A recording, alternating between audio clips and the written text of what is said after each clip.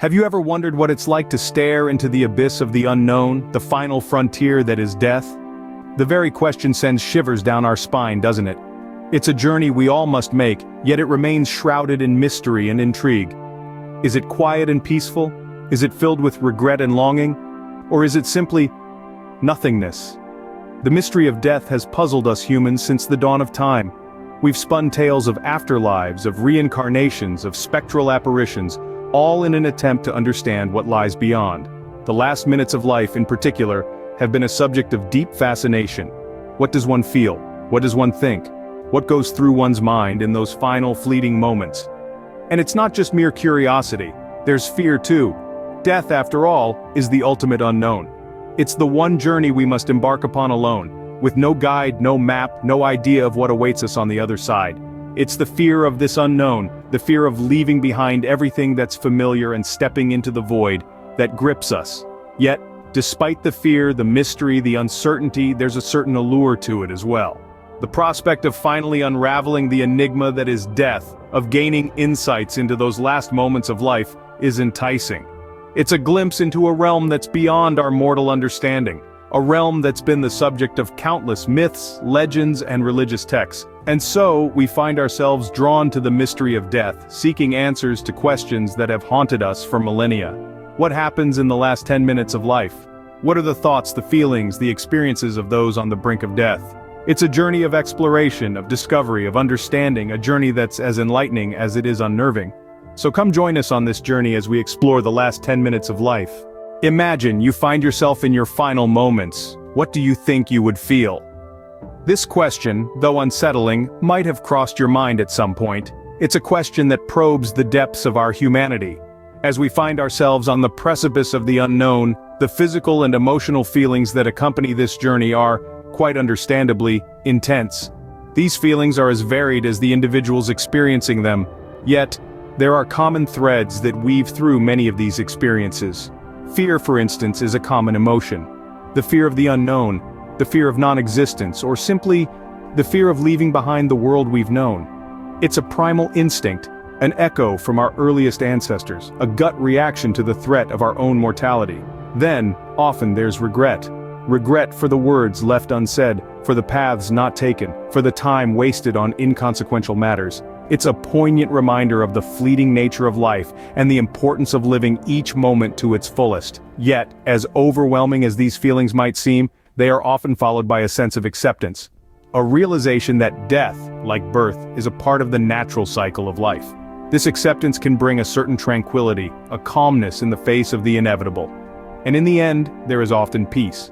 A peace that comes from understanding that every journey has an end, that every story has a final chapter. It's a peace that transcends the physical pain or emotional turmoil, a peace that allows for a final goodbye. These feelings, fear, regret, acceptance, and peace, are just some of the emotions that we may experience in our final moments. They are the surface-level responses to the profound question of what it feels like to die. However, these are just the surface-level feelings. Let's delve deeper into the profound experiences some individuals encounter. Beyond the physical and emotional, there's a realm of profound experiences that some individuals report. So what are these experiences that seem to transcend the boundaries of our known reality? One of the most frequently reported phenomena is the sensation of life flashing before one's eyes. Imagine a supercut of your life's most significant moments, playing out in the theater of your mind, all in the span of a few moments. It's as if time itself collapses, allowing the past and the present to coexist. Then, there's the out-of-body experience. Some individuals describe feeling as if they're floating above their physical bodies, looking down at themselves from an outsider's perspective. It's a detachment from the physical realm, a transcendence that defies our understanding of consciousness. And who can forget the infamous light at the end of the tunnel? This experience is often described as a journey toward an all-enveloping, comforting light, a beacon that seems to represent an ethereal passage into what lies beyond our mortal existence. But what of the science behind these profound experiences? Is there a biological explanation that could demystify these phenomena? Well, indeed there is. Medical experts suggest that the life-flashing phenomenon could be the brain's way of rapidly firing memories as it nears shutdown. The out-of-body experience could be attributed to the brain's attempt to make sense of a confusing situation, creating a dissociative state to cope with the impending reality. And the light at the end of the tunnel? It could be a result of decreased blood flow and oxygen to the eyes, creating a visual illusion of a tunnel. But whether these experiences are merely the products of our brain's complex machinery, or they represent something far more profound, they serve to remind us of the mystery and wonder that surround our existence. They challenge our perception of reality and consciousness, and they invite us to question, to explore, and to ponder the mysteries of life and death. These profound experiences give us a glimpse into the possible experiences of our final moments. Science has its own explanations about what happens in our final moments. The human body is a marvel of biological engineering. Its systems work in harmony to keep us alive, but what happens when the end is near?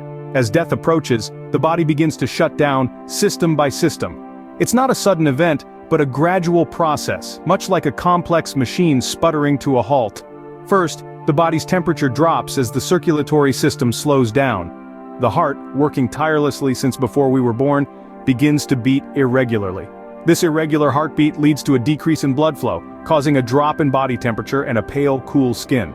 The respiratory system, too, begins to falter. Breathing becomes labored, erratic. This is often accompanied by a phenomenon known as the death rattle, a distinctive rattling sound caused by the body's struggle to clear secretions. As these physical changes occur, something fascinating happens in the brain. Some researchers suggest that in our final moments the brain releases a flood of neurochemicals. This could be the brain's last-ditch effort to keep us conscious, to keep us alive. This chemical cocktail might also explain the vivid, often profound experiences reported by those who have had near-death experiences. Some people describe seeing a light at the end of a tunnel. Others recount meeting deceased loved ones or experiencing a sense of peace and detachment from the world. But the brain, like the rest of the body, cannot fight the inevitable forever. Eventually, brain activity ceases, and with it, consciousness. This is the moment that medical science defines as death, the point of no return when all brain activity has stopped. Science, however, can only tell us so much. The true experience remains a mystery, a personal journey for each individual. As we continue to explore the boundaries of life and death, we are reminded of the profound complexity and fragility of our existence. In the end, perhaps the most important question is not what happens when we die, but how we choose to live. Scene script. Death is a part of life, a phase we all must pass through. How then can we approach it? Life is a journey marked by various stages and experiences, each one sculpting us into who we become.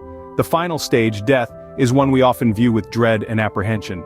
Yet it's as much a part of our journey as birth is, and understanding that can bring a certain peace and acceptance. When we think of death as an inevitable part of life, it can shift our perspective. Instead of viewing it as a bleak end, we can see it as a transition, a change, a new chapter. This acceptance doesn't make the thought of death any less daunting, but it does make it less frightening. It helps us to accept that the cycle of life includes death, and this acceptance can, in fact, enrich our lives.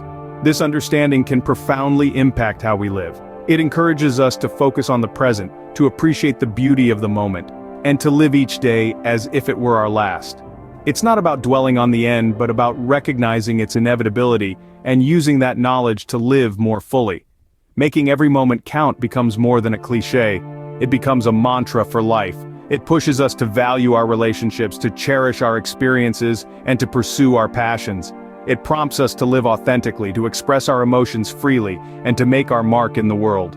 Remember, we are not just finite beings destined to fade away. We are stories waiting to be told, memories waiting to be created, and legacies waiting to be left. So let's not spend our days in fear of the inevitable. Instead, let's embrace it, let's understand it, and let's use it to live more fully. After all, isn't that what life is about? Living to the fullest, appreciating every moment, and leaving behind a legacy that outlives us? In the end, it's not about the fear of the final moments, but about making the journey towards them meaningful and fulfilled.